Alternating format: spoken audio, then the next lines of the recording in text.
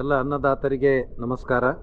ಕೃಷಿ ವಿಶ್ವವಿದ್ಯಾಲಯ ಧಾರವಾಡದಲ್ಲಿ ಎರಡನೇ ಮುಖ್ಯ ಆವರಣವೆಂದು ಹೆಸರುವಾಸಿಯಾದ ವಿಜಯಪುರ ಕೃಷಿ ಮಹಾವಿದ್ಯಾಲಯ ಮತ್ತು ಪ್ರಾದೇಶಿಕ ಸಂಶೋಧನಾ ಕೇಂದ್ರ ಇಲ್ಲಿ ಪ್ರತಿ ವರ್ಷದಂತೆ ಈ ವರ್ಷವೂ ಹಿಂಗಾರು ಹಂಗಾಮದ ಕೃಷಿ ಮೇಳವನ್ನು ನಾವು ಮುಂದಿನ ತಿಂಗಳ ಅಂದರೆ ಜನವರಿ 4ನೇ ತಾರೀಕಿನಿಂದ 6ನೇ ತಾರೀಕಿನವರೆಗೆ ಆಯೋಜಿಸಿದ್ದೇವೆ.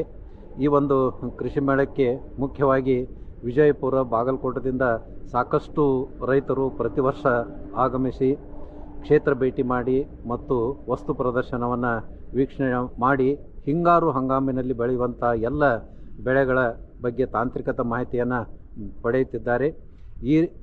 ಅದೇ ರೀತಿ ಈ ವರ್ಷವೂ ಕೂಡ ನಾನು ಈ ವಿಜಯಪುರ, ಬಾಗಲಕೋಟ ಮತ್ತು ಸುತ್ತಮುತ್ತಲಿನ ಎಲ್ಲ ಜಿಲ್ಲೆ, ಮುಖ್ಯವಾಗಿ ಒಣ ಪ್ರದೇಶದ ಭಾಗವಾದ ಬೆಳಗಾವಿ ಜಿಲ್ಲೆ, ಸುತ್ತಲಿನ ಬಳ್ಳಾರಿ, ಕಲಬುರಗಿ, ಯಾದಗಿರಿ, ಬೀದರ್ ಜಿಲ್ಲೆಯ ಎಲ್ಲ ರೈತರು ಈ ನಮ್ಮ ವಿಜಯಪುರದ ಕೃಷಿ ಮೇಳಕ್ಕೆ ಆಗಮಿಸಿ ಇದರ ಲಾಭವನ್ನು ಪಡೆಯಬೇಕು ಅಂತ ಹೇಳಿ ಮೊಟ್ಟ ಮೊದಲು ನಾನು ತಮ್ಮೆಲ್ಲರಲ್ಲಿ ವಿನಂತಿ ಮಾಡಿಕೊಳ್ತೇನೆ.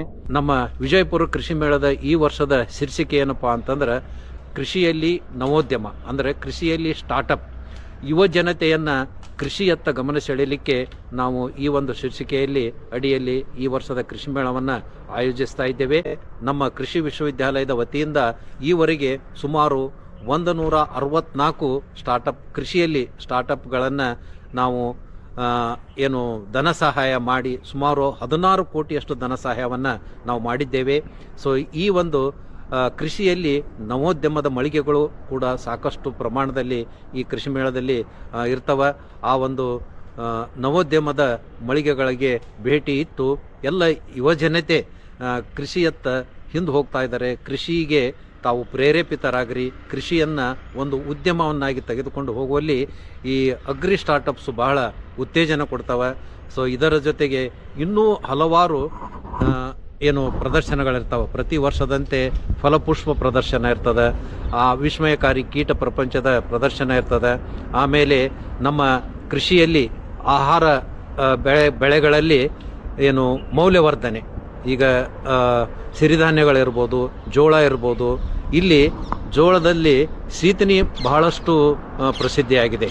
ಸೀತನಿಯನ್ನು ಒಂದು ದೊಡ್ಡ ಸ್ಟಾರ್ಟಪ್ ಆಗಿ ತೆಗೆದುಕೊಂಡು ಒಂದು ಅಗ್ರೋ ಇಕೋ ಟೂರಿಸಮ್ ಆಗಿ ಬೆಳೆಸಿ ಈ ಒಂದು ಸಂದರ್ಭದಲ್ಲಿ, ಹಿಂಗಾರು ಹಂಗಾಮಿನ ಸಂದರ್ಭದಲ್ಲಿ ಬಹಳಷ್ಟು ಯುವಕರು ಇದನ್ನು ಒಂದು ಉದ್ಯೋಗವನ್ನಾಗಿ ತೆಗೆದುಕೊಂಡಿದ್ದಾರೆ.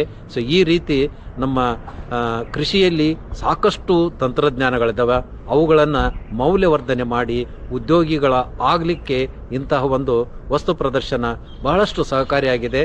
ಆದ್ದರಿಂದ ದಯವಿಟ್ಟು ಬರುವ ಜನವರಿ 4ರಿಂದ 6ರವರೆಗೆ ಈ ನಮ್ಮ ಹಿಟ್ನಳ್ಳಿ ಫಾರ್ಮ್ ಎಂದೇ ಪ್ರಸಿದ್ಧ ಆಗಿರುವಂಥ ವಿಜಯಪುರ ಕೃಷಿ ಮಹಾವಿದ್ಯಾಲಯ ಮತ್ತು ಪ್ರಾದೇಶಿಕ ಸಂಶೋಧನಾ ಕೇಂದ್ರದ ಆವರಣದಲ್ಲಿ ನಡೆಯುವಂಥ ಕೃಷಿ ಮೇಳಕ್ಕೆ ಭೇಟಿಯಾಗಿ ಈ ಕೃಷಿ ಮೇಳದ ಉದ್ಘಾಟನೆಯನ್ನು ಸನ್ಮಾನ್ಯ ಜಿಲ್ಲಾ ಉಸ್ತುವಾರಿ ಸಚಿವರಾದ ಶ್ರೀಯುತ MB ಪಾಟೀಲ್ರು ಮತ್ತು ನಮ್ಮ ರಾಜ್ಯದ ಕೃಷಿ ಮಂತ್ರಿಗಳಾದ ಸನ್ಮಾನ್ಯ ಶ್ರೀಯುತ ಚಲುವರಾಯ ಸ್ವಾಮಿಯವರು ಆಗಮಿಸಿ ಚಾಲನೆಯನ್ನು ನೀಡಲಿದ್ದಾರೆ.